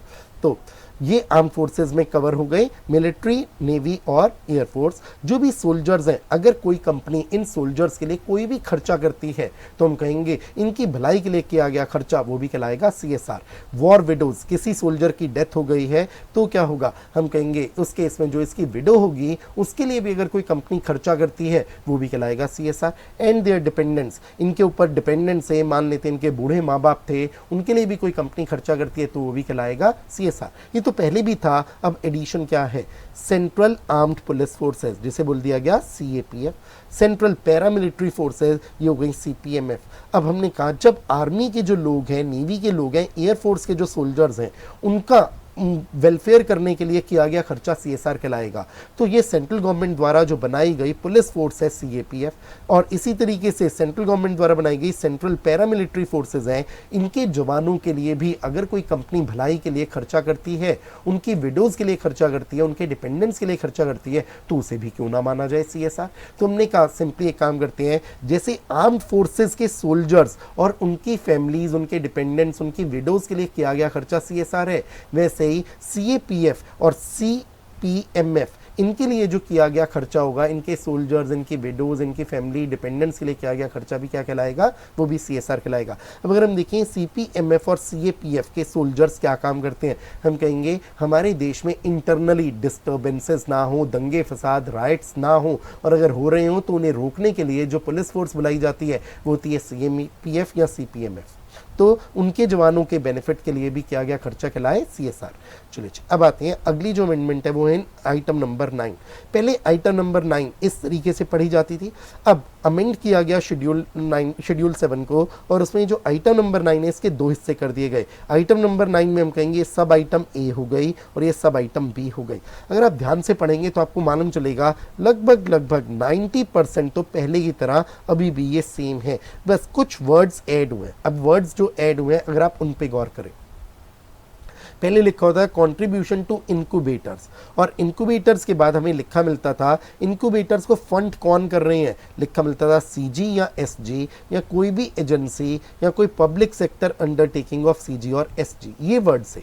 अब अगर इसी को आप कंपेयर करें, अब वर्ड्स हुए कंट्रीब्यूशन टू इंक्यूबेटर्स और research and development projects. Incubators क्या होते हैं, हम कह सकते हैं इंक्यूबेटर्स वो होते हैं जो आपको इंफ्रास्ट्रक्चर देते हैं। अगर आप कोई स्मॉल एंटरप्राइज हो, अगर आप कोई मीडियम एंटरप्राइज हो, हमने इंक्यूबेटर्स का तब ये वर्ड्स ऐड कर दिए। और रिसर्च एंड डेवलपमेंट प्रोजेक्ट्स, इसका मतलब आप एक कंपनी हो और आप सपोज कोई रिसर्च एंड डेवलपमेंट प्रोजेक्ट चल रहा है, आप उसके लिए कोई कंट्रीब्यूशन दे देते हो, कुछ दान दे देते हो, डोनेशन दे देते हो, तो ये भी CSR कहलाएगा। बस ये रिसर्च एंड डेवलपमेंट प्रोजेक्ट किस फील्ड में होना चाहिए, हमें बोला गया फील्ड हो science, technology, engineering and medicine. तो ये वर्ड्स ऐड हो गए जो आपको अब याद रखने हैं। आगे जैसे पहले में लिखा मिलता है funded by CG, SG, any agency और PSU, सिमिलर बात आई फंडेड बाय CG और SG और PSU और एनी एजेंसी ऑफ CG और SG। तो यहाँ तो कोई फर्क नहीं रहा, पहले भी बात थी, बस वर्ड्स हल्के से चेंज हुए, पर फंडिंग की बात तो पहले भी सेम थी जो भी सेम है। इसका सेंट्रल गवर्नमेंट या स्टेट गवर्नमेंट डायरेक्टली या इनडायरेक्टली देती हो फंडिंग, तो इसका मतलब सेंट्रल गवर्नमेंट या स्टेट गवर्नमेंट का विश्वास हो इस इंक्यूबेटर पर या इस रिसर्च एंड डेवलपमेंट प्रोजेक्ट पर। ये आपके लिए नए वर्ड्स हो गए जो आपको याद रखने हैं। रिसर्च एंड डेवलपमेंट प्रोजेक्ट के लिए दिया गया कंट्रीब्यूशन, डोनेशन भी कहलाएगा CSR, बस वो रिसर्च एंड डेवलपमेंट प्रोजेक्ट किस फील्ड में हो, फील्ड हो science, technology, engineering and medicine का। अगली बात, ये पॉइंट नंबर B में अगर आप देखेंगे तो आपको इसमें लिखे मिलेंगे लगभग वही सारे इंस्टीट्यूशंस, काउंसिल्स। आप इन्हें क्या बोल सकते हो, आप इसमें देखोगे कहीं पर आपको वर्ड लिखा मिलेगा इंस्टीट्यूट होगा, कहीं पर आपको वर्ड लिखा मिलेगा कोई मिनिस्ट्री होगी, कहीं आपको वर्ड लिखा मिलेगा कोई डिपार्टमेंट होगा, डिपार्टमेंट DRDO मिल जाता है, बायोटेक्नोलॉजी मिल जाता है, इंस्टीट्यूट्स मिल जाते हैं, इंडियन इंस्टीट्यूट ऑफ टेक्नोलॉजी मिल जाता है, कहीं पर आपको वर्ड लिखा मिल जाएगा काउंसिल। तो ये सिंपली गवर्नमेंट के कुछ ऑर्गेनाइजेशंस हैं। मैं इन्हें शॉर्ट में क्या बोल सकता हूँ अगर बोलना हो, ये कुछ गवर्नमेंट ऑर्गेनाइजेशंस हैं। ये गवर्नमेंट ऑर्गेनाइजेशंस को दिया गया कोई भी कंट्रीब्यूशन भी कहलाएगा CSR एक्टिविटी, कि आपने CSR पे काम किया है। बस अगर आप ध्यान से देखेंगे तो आपको कुछ फर्क कहाँ दिखेंगे, जो पहले नहीं इंक्लूडेड थे वो यहाँ पर आपको इंक्लूडेड मिल जाएगा। एक मिलेगा डिपार्टमेंट ऑफ फार्मास्यूटिकल्स और एक मिलेगा आपको ministry of Ayurveda, yoga and naturopathy, यूनानी सिद्धा एंड होम्योपैथी, जिसे हम शॉर्ट में नाम दे सकते हैं आयुष। ये आपको मिल जाएंगे एक्स्ट्रा। बाकी सारे के सारे ये जो सिंपल शब्द में बोलूँ गवर्नमेंट ऑर्गेनाइजेशंस हैं पहले की तरह सेम है, बस ये ऐड हो गए और हल्की सी लैंग्वेज में चेंज आ गया। तो बाकी सब चीज़ें रहीं लगभग सेम, ओनली ये एडिशनल आया। तो अगर आप आयुष को कोई कंट्रीब्यूशन देते हो, डिपार्टमेंट ऑफ फार्मास्यूटिकल्स को कोई कंट्रीब्यूशन देते हो, ये भी कहलाएगा CSR। चलिए ये हमारी अमेंडमेंट हो गई। सेक्शन 135 से रिलेटेड अमेंडमेंट शेड्यूल 7 की अमेंडमेंट हो गई। सो ये अमेंडमेंट A7 हो गई, शेड्यूल 7 की अमेंडमेंट्स। आ जाते हैं लास्ट अमेंडमेंट पर, A8। ये भी CSR से रिलेटेड ही अमेंडमेंट है। बस ये अमेंडमेंट कहाँ है, सेक्शन 135 के साथ साथ हम पढ़ते हैं रूल्स भी। रूल्स का नाम है the companies CSR policy rules 2014। इस वजह हम पहले पढ़ते तो हमें लिखा मिलता था यहाँ पर as per rule 4 and rule 6। आप एक छोटा सा काम और करेंगे, यहाँ पर कर लीजिए एज पर रूल 2 कॉमा आगे लिखा सेम रहने दीजिए रूल 4 एंड रूल 6। क्या किया गया, रूल्स में एक अमेंडमेंट की गई और अमेंडमेंट की गई तो रूल 2 में भी एक अमेंडमेंट की गई। इससे मैंने आपको रूल 2 भी लिखवा दिया। तो रूल 2 को पढ़ें, रूल 4 को पढ़ें और रूल 6 को पढ़ें। इन तीनों रूल्स को पढ़ के हमें कुछ कंक्लूजन्स मिलते हैं और वो कंक्लूजन्स क्या हैं, कंक्लूजन्स हैं कि ये 4 तरीके की ऐसी एक्टिविटीज़ हैं जो कि CSR नहीं कहलाती हैं। अब ये 4 तरीकों की एक्टिविटीज़ में से 3 में कोई भी चेंज नहीं है। एक्टिविटीज़ अंडरटेकन आउटसाइड इंडिया, ये भी पहले की तरह सेम है। एम्प्लॉयज़ या उनकी फैमिलीज़ के लिए किया गया कोई भी भलाई का काम वो भी CSR नहीं कहलाएगा। पॉलिटिकल पार्टी को दिया गया पॉलिटिकल कंट्रीब्यूशन भी CSR नहीं कहलाएगा। कोई अमेंडमेंट नहीं है। तो फिर अमेंडमेंट है कहाँ पर, वो है इस पॉइंट नंबर डी में। पहले पॉइंट नंबर डी ये एक लाइन का होता था, पर अब इस एक लाइन के पॉइंट नंबर डी के बाद ये अमेंडमेंट करके कुछ नए वर्ड्स भी ऐड किए गए हैं। पढ़ते हैं अब इसी को। Point number D, any activity undertaken in pursuance of normal course of business of a company. तो अगर कंपनी ने नॉर्मल कोर्स ऑफ बिजनेस में कोई भी काम क्यों ना किया हो, चाहे वो जितना मर्जी भलाई का काम क्यों ना हो, उसे हम CSR नहीं बोलेंगे। अब ये प्रोवाइजो भी आए। अभी मैं आपको प्रोवाइजो नहीं पढ़वा रहा हूँ, मैं आपको कह रहा हूँ सपोज मैंने इस प्रोवाइजो को किया है इग्नोर, और मैं आपको देता हूं कोई एग्जाम्पल, और दोबारा से उन्हीं एग्जाम्पल्स को मैं कहूंगा हम रिकंसिडर करेंगे, इग्नोर नहीं करेंगे। कब? जब मैं आपको ये प्रोवाइजो पढ़वा दूंगा। चलिए जी, मैं एग्जाम्पल लेता हूं, मैं इसे नंबर देता हूं। एग्जाम्पल नंबर 1, एक कंपनी है L&T लार्सन एंड टूब्रो। ये इंफ्रास्ट्रक्चर का काम करती है, रोड्स बनाया करती है, ब्रिजेस बनाती है, डैम्स बनाती है। सपोज ये कहती है देखो जी हम तो इंडिया के इकोनॉमिक डेवलपमेंट में कितनी सहायता कर रहे हैं, इंडिया का डेवलपमेंट हो रहा है, तो ये तो भलाई का काम है। ऑल्दो ये हमारा नॉर्मल कोर्स ऑफ बिजनेस है, हमारा बिजनेस ही है, हम कॉन्ट्रैक्ट्स लेते हैं गवर्नमेंट से, अदर एजेंसीज से, और ये रोड्स ब्रिजेस बनाते हैं, तो हमने भलाई का काम किया है। क्या हम कहेंगे कि ये CSR है? तो हमारा आंसर होगा नो। क्यों नो? रीजन मीन हम कहेंगे ये तो आपने किया है नॉर्मल कोर्स ऑफ बिजनेस, और जो भी कंपनी करोगे नॉर्मल कोर्स ऑफ बिजनेस में वो CSR नहीं है। हमारा आंसर हो गया CSR नहीं है। एग्जाम्पल नंबर 2 लेते हैं। सपोज कंपनी है रेनबेक्सी, ये कहती है जी हम कर रहे हैं रिसर्च एंड डेवलपमेंट, तो मैंने शॉर्ट में लिख दिया R&D, किस फील्ड में? इन द फील्ड ऑफ कैंसर, कि कैंसर के लिए हम चाहते हैं अच्छी कोई दवा बनाए, कोई वैक्सीन बनाए, मेडिसिन बनाए, कोई मेडिकल इक्विपमेंट्स, मेडिकल डिवाइसेस बनाए। तो हम R&D कर रहे हैं इन द फील्ड ऑफ कैंसर, और इस R&D में हमने काफ़ी पैसा खर्च किया है। तो जो पैसा खर्च किया है वो कहलाए CSR एक्सपेंडिचर, हमारी एक्टिविटी कहलाए CSR एक्टिविटी। मैं अभी भी वही एक लाइन को यूज़ करूँ और कहूँगा नॉर्मल कोर्स ऑफ बिजनेस में आप काम कर रहे हो, आप तो हो ही एक फार्मास्यूटिकल कंपनी, दवाइयाँ बनाने का आपका काम है, मेडिकल इक्विपमेंट्स का, मेडिकल डिवाइसेस बनाने का काम है। तो R&D पर आप जो मर्जी खर्चा कर दो, क्या ये CSR कहलाएगा? तो answer is no, normal course of business. चलिए जी, अब आते हैं एग्जाम्पल नंबर 3। इसी से मिलता जुलता लेता हूँ रेनबेक्सी का एग्जाम्पल, या एग्जाम्पल में ले लेता हूँ कंपनी का नाम एस्ट्राजेनेका। जो कंपनी एस्ट्राजेनेका है, इसने भी कहा जी हम भी कर रहे हैं रिसर्च एंड डेवलपमेंट, को हम कोई वैक्सीन बनाना चाहते हैं, कोई ड्रग बनाना चाहते हैं, कोई मेडिकल डिवाइसेस बनाना चाहते हैं।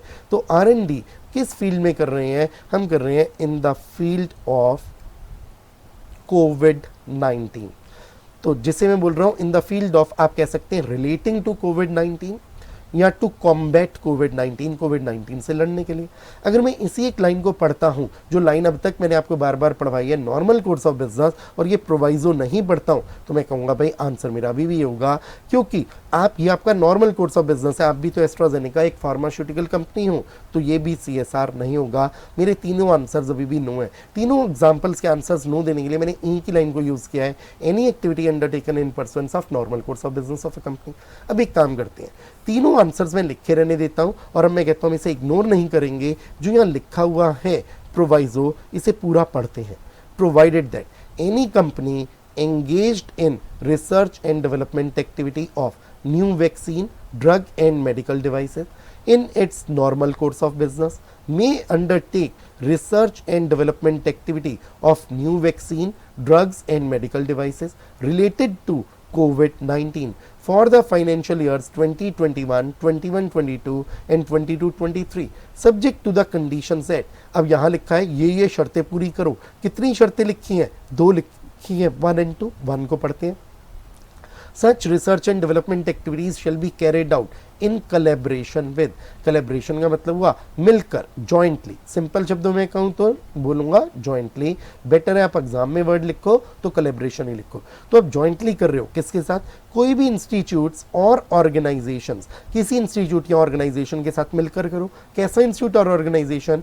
Mentioned in item 9 of schedule 7 to the act. अब ये जो आइटम 9 ऑफ शेड्यूल 7 में दिए गए हैं, अब ये आइटम 9 ऑफ शेड्यूल 7 तो मैंने आपको अभी अभी पढ़वाया था। आइटम 9 में हमें पढ़ने को मिला था इंक्यूबेटर्स की बात थी, पब्लिक फंडेड यूनिवर्सिटीज की बात थी, आईआईटीज की बात थी, आयुष की बात आई थी, डिपार्टमेंट ऑफ फार्मास्यूटिकल्स था एंड सो ऑन, सीएसआईआर का भी मेंशन था, आईसीएमआर, आईसीएआर, कई सारे इंस्टीट्यूट थे, department of biotechnology, department DRDO etcetera. तो ये जो आइटम 9 में दिए गए इतने सारे इंस्टीट्यूट से, ऑर्गेनाइजेशन से, उनमें से किसी के साथ मिलो, मिलजुल कर काम करो, कोलैबोरेट करके आप काम करो, ये कंडीशन हुई। दूसरी बात, details of such activity shall be disclosed separately in the annual report on CSR included in the board's report. Boards report में इंक्लूड की जाती है एनुअल रिपोर्ट ऑन सीएसआर, जिसमें हम बताते हैं सीएसआर के लिए हमने पूरे साल में क्या क्या किया, कंपनी ये बताती है। तो उसमें डिस्क्लोज करना सेपरेटली कि कोविड-19 से लड़ने के लिए हमने रिसर्च एंड डेवलपमेंट में क्या क्या किया, हमने कौन सी न्यू वैक्सीन बनाई, उस पर कितना खर्चा किया वगैरह वगैरह, तो डिस्क्लोजर देना। सिंपल शब्दों में पॉइंट नंबर 2 में बात आई डिस्क्लोजर देने की। पॉइंट नंबर 1 में, ये जो कंडीशन नंबर 1 है, इसमें बात हुई कोलैबोरेट करो आइटम 9 वाले किसी भी इंस्टीट्यूट और ऑर्गेनाइजेशन के साथ। और इससे पहले हमारे पास बात हुई आपने किससे लड़ने के लिए किया है काम, कोविड-19, तो आप कोई रिसर्च एंड डेवलपमेंट एक्टिविटी कर रहे हो नई वैक्सीन या ड्रग या मेडिकल डिवाइस बनाने के लिए, किस बीमारी के लिए, कोविड-19 के लिए। और फाइनेंशियल ईयर्स कौन से हैं, 2021, 21-22 एंड 22-23। चलिए प्रोवाइजो हमने पढ़ लिया। अब देखते हैं प्रोवाइजो में जो दी गई शर्तें हैं, मैं उनकी नंबरिंग अब थोड़ी बदलता हूं, कहता हूं हम लिखेंगे तो एग्जाम में ऐसे लिख देंगे। कंडीशन नंबर 1 है कि आपने रिसर्च एंड डेवलपमेंट एक्टिविटी जो की हो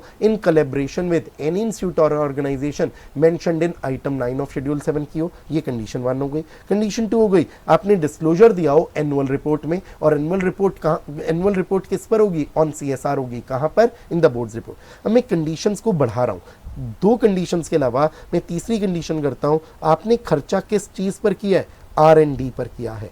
R&D किसके लिए की है, नई वैक्सीन बनाने के लिए की है, या कोई नई ड्रग बनाने के लिए की है, या मेडिकल डिवाइस बनाने के लिए की है, और कौन सी बीमारी से रिलेटेड, कोविड-19। ये सारे वर्ड्स R&D से लेकर कोविड-19 तक कंडीशन नंबर 3 हो गए। अगली बात, ये रिसर्च एंड डेवलपमेंट एक्टिविटी पूरी जिंदगी के लिए सीएसआर नहीं मानी जाएगी। कंडीशन नंबर 4 हुई ओनली 3 फाइनेंशियल ईयर्स के लिए मानी जाएगी। पहला फाइनेंशियल ईयर 2021, तो फिर सेकंड फाइनेंशियल ईयर हो जाएगा 21-22, और फिर हो जाएगा 22-23। चलिए ये 4 शर्तें हो गई। अब एक काम करिएगा, चेक करिएगा जो मेरा एग्जाम्पल नंबर 1 है, पहले उसका आंसर नो था जब तक हमने प्रोवाइजो नहीं पढ़ा था। प्रोवाइजो पढ़ने के बाद भी क्या ये आंसर नो रहेगा या यस हो जाएगा, चलिए देखते हैं। एलएनटी, अगर आपने कोई रोड्स, ब्रिजेस, डैम्स बनाए तो क्या प्रोवाइजो की कंडीशन पूरी हो पाएगी, कभी भी नहीं, क्योंकि रोड्स और ब्रिजेस और डैम्स की बात कभी भी कोविड-19 की treatment, research and development activity आ सकती, यह आंसर हमारा यही रहेगा। एग्जाम्पल नंबर 2 में रेनवैक्सी, आप रिसर्च एंड डेवलपमेंट कर रहे थे, कैंसर के लिए दवाई बना रहे थे, कोई नई वैक्सीन बना रहे थे। अब ये ले लीजिए, इसे रिसर्च एंड डेवलपमेंट के इन द फील्ड ऑफ कैंसर, और सपोजिंगली कोई न्यू वैक्सीन बनाई है किसके लिए, कैंसर के लिए, क्या अभी भी आंसर हमारा सीएसआर के लिए नो ही रहेगा, नो ही रहेगा। रिसर्च एंड डेवलपमेंट एक्टिविटी कर रहे हो, ये वर्ड्स तो फिट हो रहे हैं, research and development activity, new vaccine की बात भी हो रही है, पर कोविड-19 की बात पूरी नहीं हो रही, ये आंसर भी हमारा सीएसआर वाला नो ही रहेगा। अब आते हैं जो तीसरा लास्ट एग्जाम्पल था, एस्ट्राजेनेका, आपने रिसर्च एंड डेवलपमेंट पे खर्चा किया कोविड-19 के लिए, और आपने कोई नई वैक्सीन बनाई है, या कोई नई ड्रग बनाई है, या कोई मेडिकल डिवाइस बनाई है, इसका आंसर क्या सीएसआर नो वाला यस हो सकता है? मैं कहूँगा बिल्कुल भाई, ये आंसर हमारा यस हो सकता है। ये आंसर यस कैसे होगा, इस बात को देखते हैं। मैं कहूँगा मैं इस आंसर को नो की जगह कर देता हूँ यस। बस यस होने के लिए कुछ कंडीशंस पूरी करो। अगर ये आंसर आप चाहते हो एस्ट्राजेनेका आपके लिए यस हो जाए, इसका मतलब एस्ट्राजेनेका आप चाहते हो कि जो आपने कोविड-19 के लिए रिसर्च एंड डेवलपमेंट का खर्चा किया है वो सीएसआर कहलाने लगे, तो सीएसआर कहला सकता है। बस शर्तें पूरी करो। अब एस्ट्राजेनेका हमसे पूछते हैं बताओ कौन सी शर्तें पूरी करें, मैं कहूँ वो तो देखो यहाँ लिखी हुई है। पहली शर्त, आप अकेले मत करना एस्ट्राजेनेका, ये रिसर्च एंड डेवलपमेंट एक्टिविटी ये मिलकर करना, किसके साथ, किसी ऐसे इंस्टीट्यूट और ऑर्गेनाइजेशन के साथ जो आइटम 9 में दिया गया। For example department of pharmaceuticals, ये एक अमेंडमेंट से आए थे वर्ड्स, डिपार्टमेंट ऑफ फार्मास्यूटिकल्स, उसके साथ मिलकर करना। चलिए जी, अगली बात, ये जो सेकंड है, आप ये तो छोटा सा काम है एस्ट्राजेनेका, डिस्क्लोजर दे देना। बोर्ड्स रिपोर्ट में आपका एक जाता होगा कॉलम जिसका नाम होगा एनुअल रिपोर्ट ऑन सीएसआर, उसमें डिस्क्लोजर देना कि हमने कोविड-19 के लिए कितना खर्चा किया है, सेपरेटली आपको डिस्क्लोज करना है। ये काम भी एस्ट्राजेनेका कर सकती है। हम कहेंगे एस्ट्राजेनेका ये कंडीशन तो आपके लिए पूरी हो ही रही है, इस फाइनेंशियल ईयर 2020-21 के लिए खर्च करो, 21-22 के लिए भी खर्च करो, 22-23 के लिए भी, इन 3 फाइनेंशियल ईयर्स के लिए तो माना ही जाएगा कि ये है सीएसआर एक्सपेंडिचर। चलिए जी, अगली बात, आपने research and development activity AstraZeneca किसके लिए की है, कोविड-19 के लिए की है, ये कंडीशन तो फुलफिल्ड है, कंडीशन नंबर 3, क्योंकि मैंने आपको बता ही दिया था कि एस्ट्राजेनेका कर रही है R&D in the field of कोविड-19। तो हम कहेंगे एस्ट्राजेनेका मुमकिन है आपके लिए चारों शर्तें पूरी हो जाएं, इसलिए चाहे आपने एस्ट्राजेनेका, आप एक फार्मास्यूटिकल कंपनी हो, नॉर्मल कोर्स ऑफ बिजनेस में ही आपने रिसर्च एंड डेवलपमेंट किया है इन द फील्ड ऑफ कोविड-19, पर आपको बड़ा बेनिफिट मिल रहा है, या आपकी सीएसआर एक्टिविटी कहलाने लगेगी, आपको इसके अलावा कोई और सीएसआर एक्टिविटी करने की शायद जरूरत ही ना पड़े। आपका अगर काफी खर्चा इसी में हो गया है सीएसआर एक्सपेंडिचर, तो आप कोई और सीएसआर एक्टिविटी करो ही मत, ये आपके लिए सीएसआर एक्टिविटी बन गई। पर इन 2 कंपनीज के लिए, L&T और रेनबेक्सी के लिए, क्योंकि रेनबेक्सी ने जो खर्चा किया था वो कैंसर की दवाई के लिए किया था, इसलिए रेनबेक्सी आपके लिए हमेशा सीएसआर एक्टिविटी नो रहेगी, ये नॉर्मल कोर्स ऑफ बिजनेस है। एस्ट्राजेनेका के लिए नॉर्मल कोर्स ऑफ बिजनेस तो है, पर क्योंकि चारों शर्तें पूरी हो गई, इसलिए एस्ट्राजेनेका के लिए हमने बोल दिया कि अब ये सीएसआर एक्सपेंडिचर कहलाएगा। अब कंक्लूजन निकालें, क्यों ऐसा किया गया कि हमने ये प्रोवाइजो ऐड किया जिसमें कहा ये 4 शर्तें पूरी होने पर ये नॉर्मल कोर्स ऑफ बिजनेस में किया गया खर्चा है, फिर भी सीएसआर कहलाएगा, क्योंकि हम प्रमोट करना चाहते हैं फार्मास्यूटिकल कंपनीज को। हम चाहते हैं कोविड-19 की वैक्सीन जल्दी से जल्दी आए, आ भी चुकी हैं, और ज़्यादा आएँ, और ज़्यादा फार्मा कंपनीज वैक्सीन्स बनाएं, और हो सकता है नई बनने वाली वैक्सीन्स पहले वाली वैक्सीन से और ज़्यादा इफेक्टिव हों, और ज़्यादा असरदार हों, सस्ती हों, और इवन जल्दी हो पाएगा वैक्सीनेशन का हमारा अभियान पूरा। इसे हम प्रमोट करना चाहते हैं, तो हमने इसे सीएसआर एक्टिविटी का दर्जा भी देने के लिए हाँ बोल दिया, subject to fulfilment of some conditions. यहाँ पर हमारी सारी अमेंडमेंट्स खत्म हो गई हैं जो कि हैं फॉर मई 2021 एग्जाम्स। अब ये अमेंडमेंट्स आपको पढ़ने का फ़ायदा तभी होगा जब आपने पुराना कंसेप्ट पढ़ा है। अगर आपने पुराना कंसेप्ट नहीं पढ़ा तो शायद अमेंडमेंट्स में उतनी क्लैरिटी नहीं आएगी, या अमेंडमेंट्स पढ़ने के बाद भी आप भूल जाओगे। तो बेहतर है कि पूरी की पूरी चीज़ जो पहले पढ़ी हुई थी उसे आप अच्छे से रिवाइज करो, याद रखो, एंड साथ साथ अमेंडमेंट्स को भी ज़रूर पढ़ो और रिवाइज करो। सो अमेंडमेंट्स कुछ ज़्यादा नहीं है, आप बहुत ईजिली इन अमेंडमेंट्स को कर लेंगे। बस जो भी पढ़ें उसे बहुत अच्छे से रिवाइज करें। रिवाइज करने के लिए कोशिश करिए रिवीजन करते वक्त बुक बंद हो, जिससे कि आपका दिमाग काम करे, ना कि आपकी आंखें काम करें। अगर आप लिखते हो तो आपका समय बहुत ज़्यादा लगता है, इसे लिखकर रिवीजन करना बहुत अच्छा आइडिया नहीं है। बोलकर रिवीजन करना बहुत अच्छा है, और बोलते वक्त आपकी बुक बंद हो जिससे आपका दिमाग अप्लाई हो। अगर आपने बोलकर बुक को बंद करके बोलकर रिवीजन कर लिया, देखिएगा बहुत लंबे समय तक आपको चीज़ें याद रहेंगी। सो अच्छे से मेहनत करके इन अमेंडमेंट्स को तैयार करिए, पूरे सब्जेक्ट को तैयार करिए, बाकी सब्जेक्ट्स को भी अच्छे से तैयार करिए, और बहुत अच्छे एग्जाम्स दीजिए, बहुत बढ़िया मार्क्स लाएं। पूरे के पूरे ग्रुप में बोथ ग्रुप से रहे हैं तो बोथ ग्रुप से बहुत अच्छा स्कोर करें। मेरी तरफ से all the best, do very well in exams. Thank you very much everybody, bye bye, take care.